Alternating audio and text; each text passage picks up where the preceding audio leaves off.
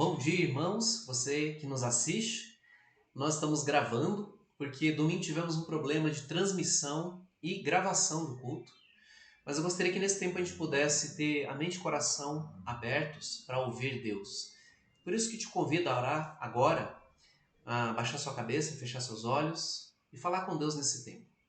Pai, muito obrigado por esse dia. Obrigado porque o Senhor nos dá esse privilégio de poder abrir a Tua Palavra, de meditar sobre ela e, acima de tudo, ó Deus, de aplicar a nossa vida para que, ó Deus, a eficácia da Tua Palavra, Senhor Deus, seja completa na nossa vida.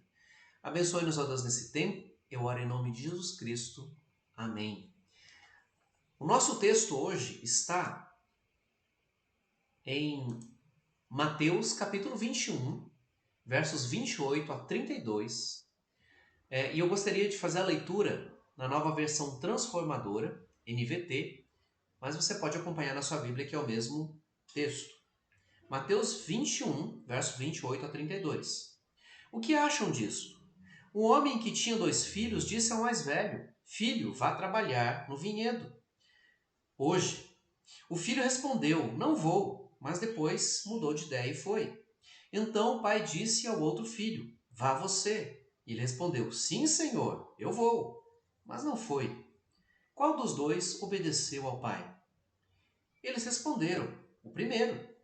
Então Jesus explicou: Eu lhes digo a verdade, cobradores de impostos e prostitutas entrarão no reino de Deus antes de vocês. Pois João veio e mostrou o caminho da justiça, mas vocês não creram nele, enquanto cobradores de impostos e prostitutas creram. E mesmo depois de verem isso, vocês se recusaram a mudar de ideia e crer nele. Nós temos conversado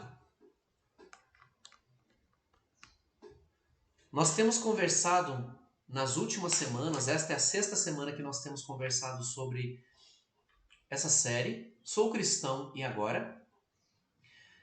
Procurando responder por meio das parábolas de Jesus essas 2 perguntas.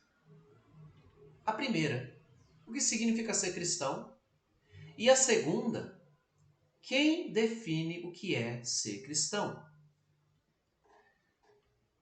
Essas perguntas são muito importantes para que a gente não se apegue a uma ideia equivocada do que é o cristianismo, do que é ser cristão, de quem é Jesus, do que a Bíblia diz, que seja diferente daquilo que realmente é, daquilo que a Bíblia apresenta.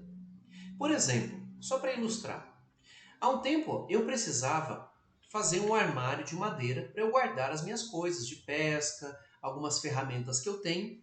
E então, no lugar de comprar, eu fui procurar no YouTube como fazer. Eu sou daquele tipo assim, vai e faça. Né? Eu gosto de aprender a fazer e descobrir como é que se faz. Então, fui procurar na internet como se faz. E a minha expectativa era que acontecesse isso aqui, ó. A expectativa era que saísse um armário bonito, né? Bem acabado, bem construído, com as portas alinhadas. Mas o que aconteceu? Bom, eu nem tive coragem de colocar a imagem, porque é melhor censurar a imagem, então fique a cargo da sua imaginação de como ficou o armário que eu fiz. Mas a distância entre expectativa e realidade ficou muito grande. E essa experiência me fez admitir algo, que eu preciso ser realista quanto às minhas limitações nos trabalhos manuais. Acho que eu descobri que, como um marceneiro, eu sou um bom pescador. E o contexto da parábola de hoje nos mostra exatamente esse quadro. As pessoas tinham uma ideia pré-concebida a respeito de Jesus, a respeito do reino de Deus, a respeito do Messias, do livramento, do que significava ser povo de Deus, e nada estava tão distante da realidade quanto a imaginação que eles tinham a respeito dessas coisas. E por isso, para a gente entender a parábola de hoje, por que Jesus conta essa parábola, nós precisamos entender o contexto de Mateus 21. Começando ali, do versículo 1 a 11, que é uma referência a Isaías 62, 11, da entrada triunfal de Jesus em Jerusalém. Jesus, você como pode ver essa imagem, deixa eu ampliar a imagem para você ver melhor. Essa imagem aqui mostra um Jesus sentado num burrinho, os discípulos aqui acompanhando Jesus e toda essa multidão, não dá, só um pouco da multidão dá para ver, com palmas das mãos, estendendo as suas vestes, panos, tecidos ali para que o rei pudesse passar. Essa era uma forma de recepcionar a entrada majestosa de um rei, as pessoas dando de si para receber da melhor forma possível um rei. E de fato isso era um cumprimento, parte do cumprimento da promessa de Deus revelada ali em Isaías 62:11. Aliás, vou até ler que é importante para a gente ler o que a palavra de Deus diz nessa profecia. Isaías 62:11 diz o seguinte: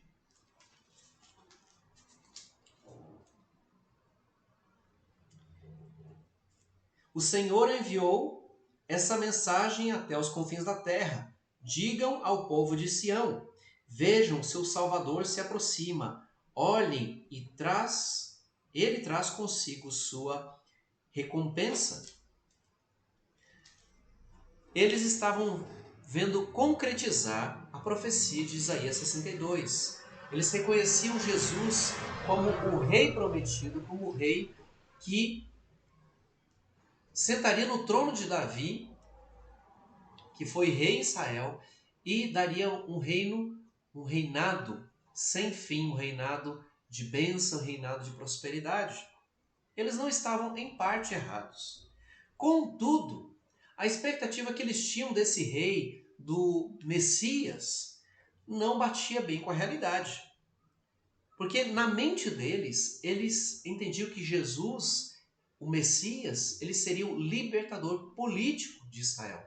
Que ele expulsaria o Império Romano que dominava sobre a Palestina e restabeleceria o reinado a Israel, cuja religião e cultura seria a vida, seria o que regeria a vida no dia a dia deles ali.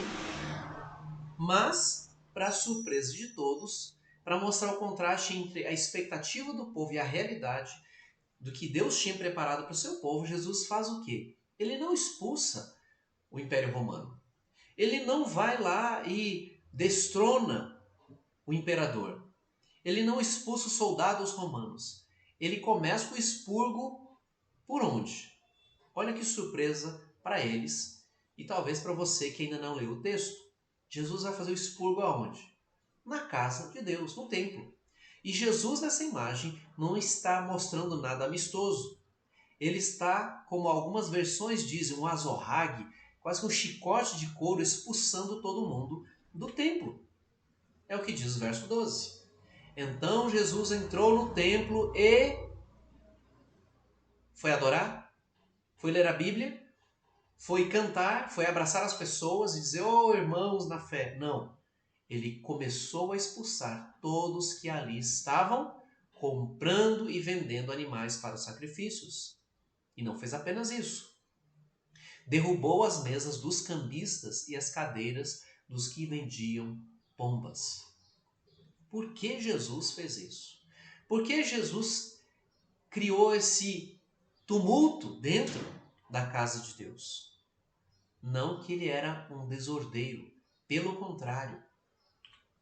Essa era a razão.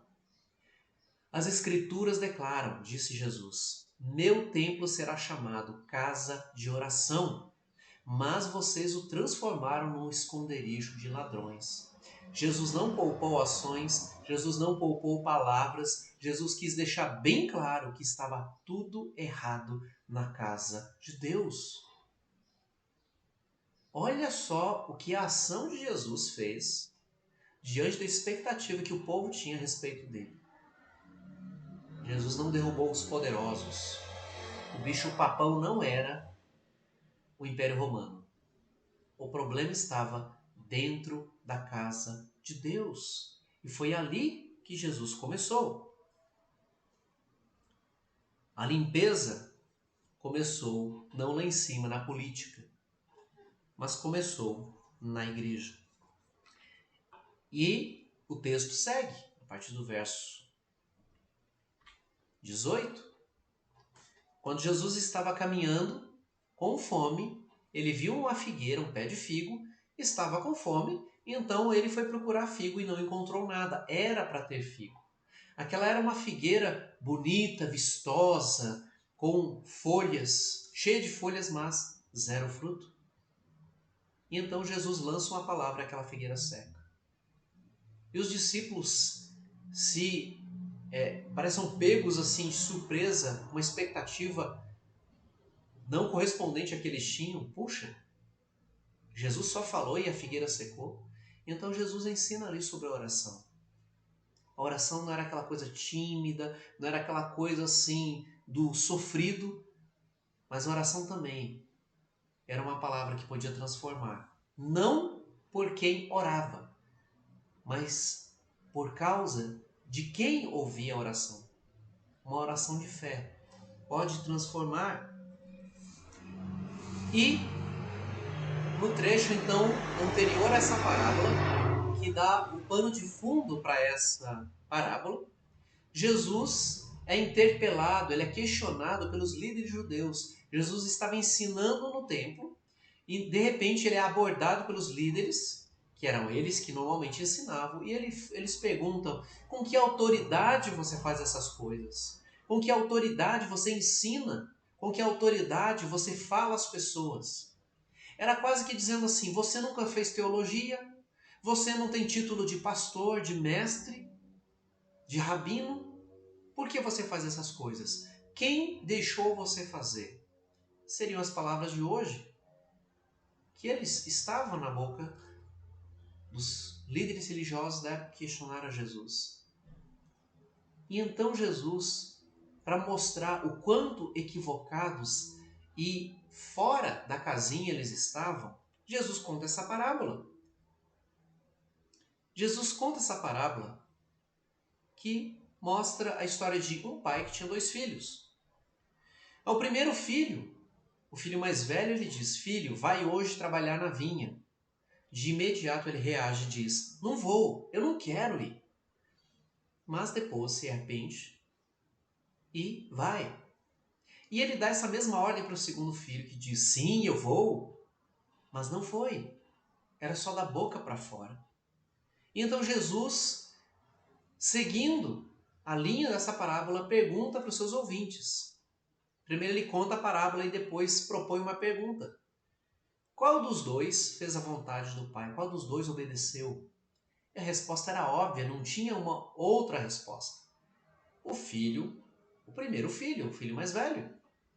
E então Jesus diz: pois então, eu digo a vocês que os cobradores de impostos, que eram considerados fora da lei, fora do costume, fora da moralidade judaica, e as prostitutas, que também se encaixavam nesse perfil, entrarão no reino de Deus antes de vocês. Mas por que Jesus, novamente frustrando a expectativa de que aqueles que eram corretos diante da lei, aqueles que cumpriam os protocolos religiosos e culturais, os bons costumes, os defensores dos bons costumes, não entrariam no reino dos céus antes daqueles que eram considerados a escória da sociedade? Por quê? Nós estamos tão equivocados, nós vivemos as pessoas da época de Jesus. As pessoas acreditavam que o maior problema delas era o Império Romano, acreditavam que o maior problema delas era a pobreza, que o maior problema delas era que alguns não guardavam as tradições, por isso a religião judaica estava se perdendo. Mas como eles, nós muitas vezes achamos que os problemas são os outros.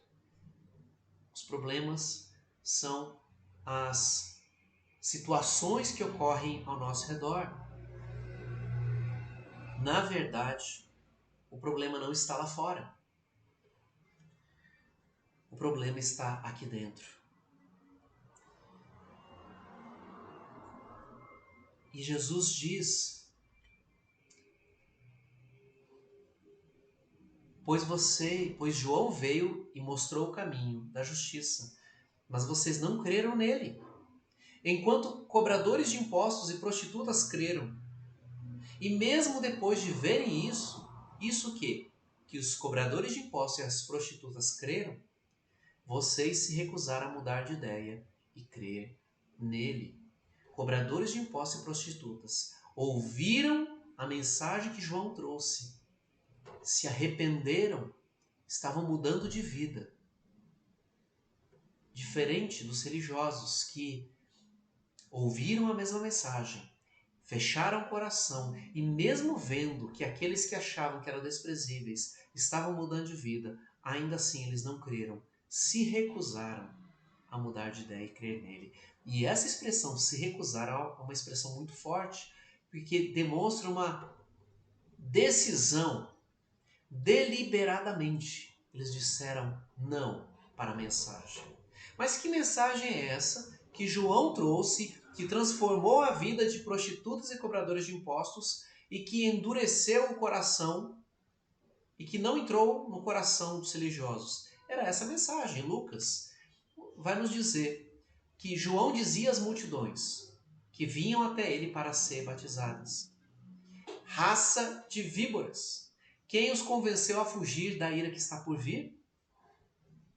Olha a mensagem. Raça de víboras, cobras, vocês são cobras.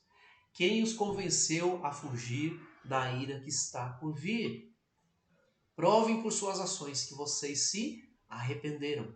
Não digam uns aos outros, não contem com isso. Estamos salvos porque somos filhos de Abraão. Eu nasci na igreja, eu tenho tradição cristã, eu fui batizado na igreja, fui até casado na igreja. Isso não significa nada, pois eu lhes digo que até dessas pedras Deus pode fazer surgir filhos de Abraão, que era um termo usado para pessoas que andavam na mesma fé que Abraão teve, que era o pai da fé de Israel. Agora mesmo o machado do julgamento está pronto para cortar as raízes das árvores. Toda árvore que não produz bons frutos será cortada e lançada ao fogo. A mensagem que João trouxe, que levou o coração dos cobradores de impostos e prostitutas, não era uma mensagem doce, não era uma mensagem agradável de ouvir. Era uma mensagem que, na verdade, batia duro, chamando ao arrependimento, chamando à mudança de vida, chamando a abandonar o que estava errado para caminhar com Deus. Era uma mensagem que a maioria das pessoas hoje não ouviria. Não era aquela mensagem: olha, dá uma chance para Jesus, tadinho dele, ele está te esperando, não deixe Jesus esperando, ele está de braços abertos, aguardando você dar uma chance para ele. Não era essa mensagem que adoça a mensagem do Evangelho, que dilui a mensagem do Evangelho. Era uma mensagem: voltem para Deus, arrependam-se, creiam no Evangelho. Pastor, mas que pregação é essa? Se você prega isso no púlpito, ninguém volta mais. Onde é que está a graça e a misericórdia de Deus? Onde é que está o Jesus cheio de amor? Onde é que está o Jesus, príncipe da paz? E muitas vezes a gente pensa isso porque a gente tem uma visão distorcida, equivocada, uma expectativa falsa do que é o reino de Deus. Deus é amor, é verdade. Jesus nos ama, é verdade. Jesus nos acolhe, é verdade. Jesus morreu na cruz no nosso lugar, é verdade. Mas Jesus nos chama também ao arrependimento. Jesus nos chama também a abandonar o caminho da vida sem Deus. Porque a gente tem aquela ideia equivocada novamente, uma expectativa de que eu só aceito por Deus porque eu não roubo, eu não mato, eu não minto, ou eu procuro mentir menos, eu minto menos que os outros, acreditando que isso caracteriza pecado. Essas coisas também são pecado. Só que o pecado, o buraco é mais embaixo. Pecado é viver como se Deus não existisse. É viver ignorando o que Ele diz na sua palavra para nós. Quando a palavra de Deus nos diz que nós devemos perdoar e negamos perdão. Quando a palavra de Deus nos diz que nós devemos falar a verdade um com o outro e falamos meia verdade. Quando diz que nós devemos fazer o bem para aquele que nos faz o mal e nós negamos, pelo contrário, nós nos vingamos. Nós encontramos prazer na queda do outro que fez mal a nós e chamamos isso de cristão? Não. Pecado é viver como se Deus não existisse.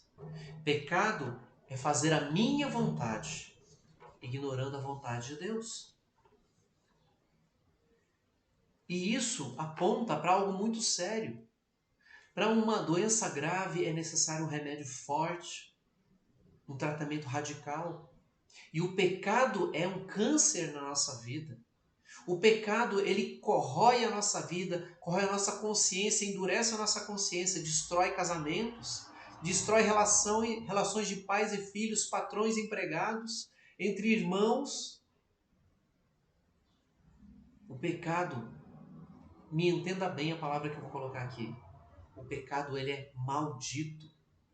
O pecado é uma desgraça na nossa vida. O pecado é um câncer. Ele é a razão de todo sofrimento que a gente experimenta. Não só o nosso pecado, mas o pecado que nós levamos o nosso coração por querer viver do nosso jeito e não do jeito de Deus. E para tratar dessa doença, desse câncer, é necessário um remédio adequado. É necessário crer na mensagem do Evangelho de Jesus Cristo que nos convida a abandonar a vida sem Deus e caminhar com Deus na dependência dele. Muito da nossa doença no corpo e da nossa doença emocional nasce da nossa necessidade da ausência de Deus na nossa vida. Lucas diz que quando as pessoas ouviram, eles reagiram. Reagiram a essa palavra de Deus por quê? Hebreus capítulo 12, 4, verso 12, diz: pois a palavra de Deus é viva e poderosa, é mais cortante que qualquer espada de dois gumes, penetrando entre a alma e a medula, e o espírito, entre a junta e a medula, e trazendo a luz até os pensamentos e desejos mais íntimos. A palavra de Deus que eles ouviram estava fazendo emergir do coração deles as suas verdadeiras intenções, fazendo emergir do coração deles seus pecados ocultos, expondo suas justificativas e injustificáveis para continuar vivendo no pecado. Esse é o poder da palavra de Deus. Expõe, ele abre e mostra e revela e diagnostica a realidade do nosso coração. Não para nos destruir, mas para operar onde é necessário. Deus sabe o que há no meu coração e no seu coração que precisa ser tirado, precisa ser extirpado, para que a gente viva de verdade, não apenas sobreviva, não apenas viva de migalhas, não apenas viva achando que está forte, quando na verdade é um ego ferido, é um coração fragilizado, é uma mente fragilizada. E Deus expõe tudo isso para tratar do nosso coração. E aqueles ouvintes de Jesus, aqueles ouvintes de João Batista entenderam essa mensagem. E sabe qual foi a reação deles? Tanto da multidão, quanto dos cobradores de impostos, como dos soldados. Havia uma pergunta em comum com todos eles. Em todos eles, o que devemos fazer? A palavra de Deus expõe o nosso coração para que a gente dê um passo na direção de uma decisão. O que devemos fazer? A gente toma consciência do que está acontecendo para dar o passo. Só que muita gente não sabe o que fazer. E a resposta para essa pergunta é única. O reino de Deus está próximo. Arrependam-se e creiam no Evangelho. Creiam no Evangelho. Esse é o remédio, essa é a resposta, o que eu devo fazer.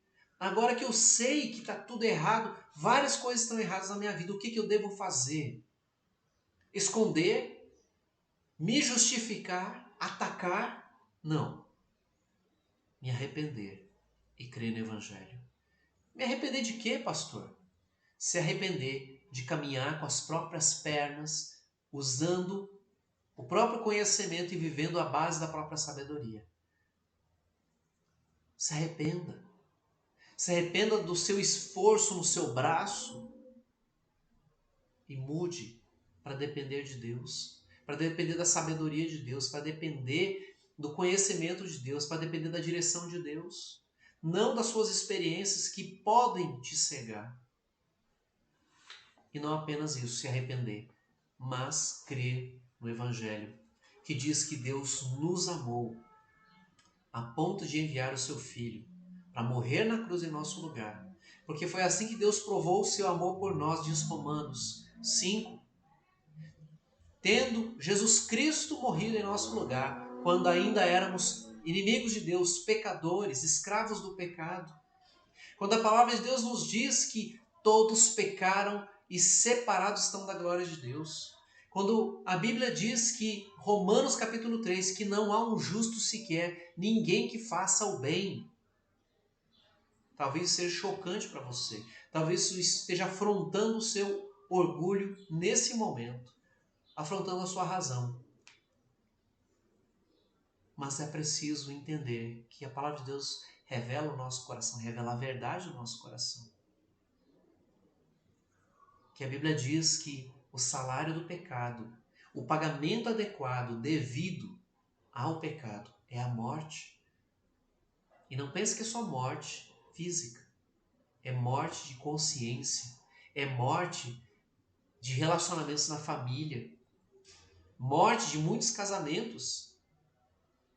É a morte, é a destruição, é o fim. Mas não precisa terminar aí. Porque diz em Romanos 6,23, mas o dom gratuito de Deus, o presente de graça de Deus, é a vida eterna em Cristo Jesus. Aquela multidão não podia simplesmente ouvir João Batista dizendo: arrependam-se, vocês são raça de víboras, vocês são pessoas que não dá para confiar. Eles não podiam simplesmente dizer amém, glória a Deus, aleluia, como muitas vezes as pessoas fazem. Porque a mensagem de João expôs o coração deles. E eles precisavam dar um passo além de simplesmente ficar ofendido. Eles precisavam mudar. Eles entenderam que precisavam tomar uma decisão. Eu vou me submeter, vou rejeitar a palavra de Deus. Porque permanecer indiferente não era uma opção para eles. Como você tem reagido à palavra de Deus?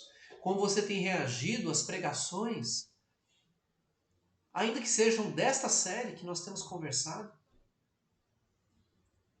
Como você tem reagido quando você lê um trecho da palavra de Deus? Você é como o segundo filho que diz, amém, seja isso mesmo, glória a Deus, mas não muda em nada? Ou é como o filho mais velho, que a princípio, quando a palavra de Deus bate forte, você resiste, você se entristece, você diz, Deus, eu não quero, mas depois se arrepende e muda? A palavra de Deus tem trazido desconforto para você nesses dias, fazendo você perceber que a sua vida não corresponde bem ao cristianismo que a Bíblia mostra? A crise gerada pela palavra de Deus, novamente, não é para te pisar, não é para te destruir. É para trazer a mudança necessária. Muitas vezes nós queremos a mudança, mas não queremos o ônus da mudança. Nós queremos crescer, mas não queremos sentir a cobrança e o peso que nos demanda crescimento. Nós queremos um casamento feliz, mas não queremos dar o braço a torcer. Nós queremos estar bem com as pessoas, desde que elas pensem como eu penso, e não aceitá-las como elas são.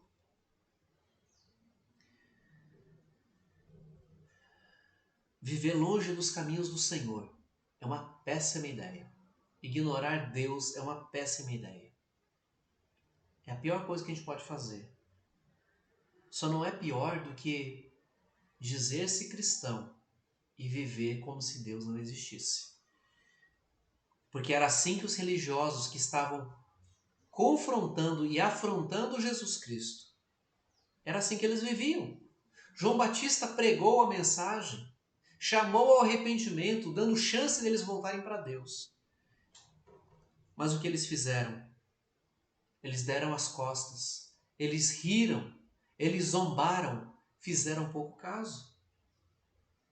O verdadeiro cristão, quando ele ouve a palavra de Deus, ele é impactado na sua mente, no seu coração ele é desafiado a mudar, e ele muda. Porque a resposta é uma só.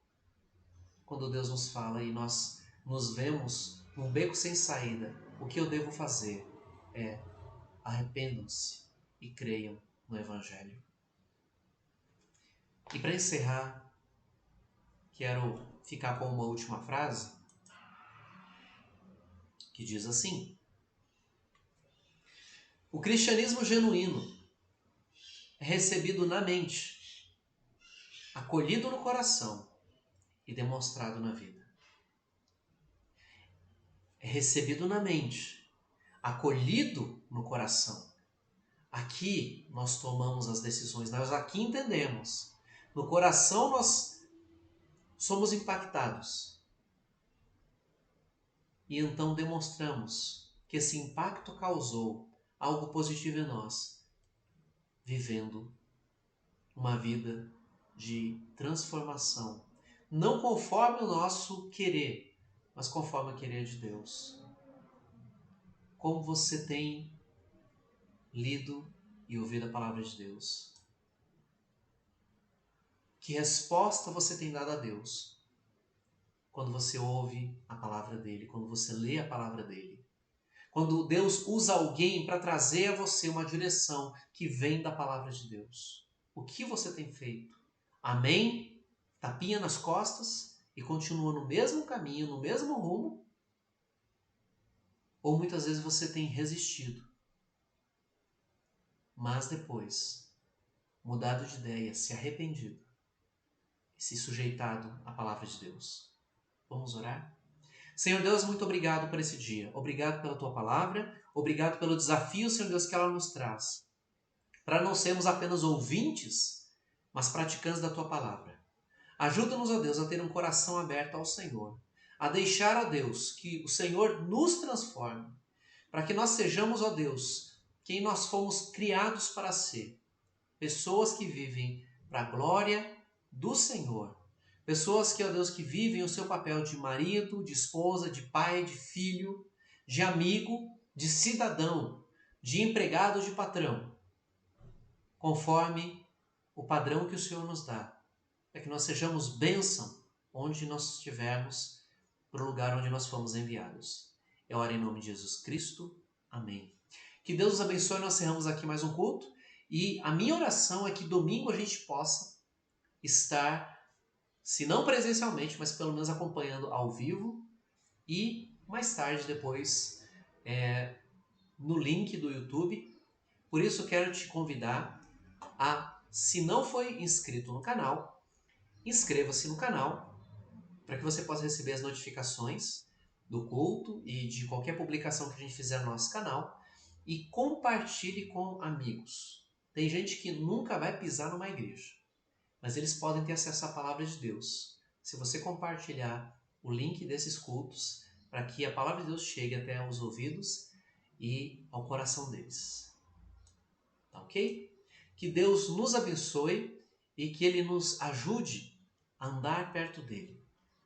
Nós temos aqui então nosso culto. Fique com Deus.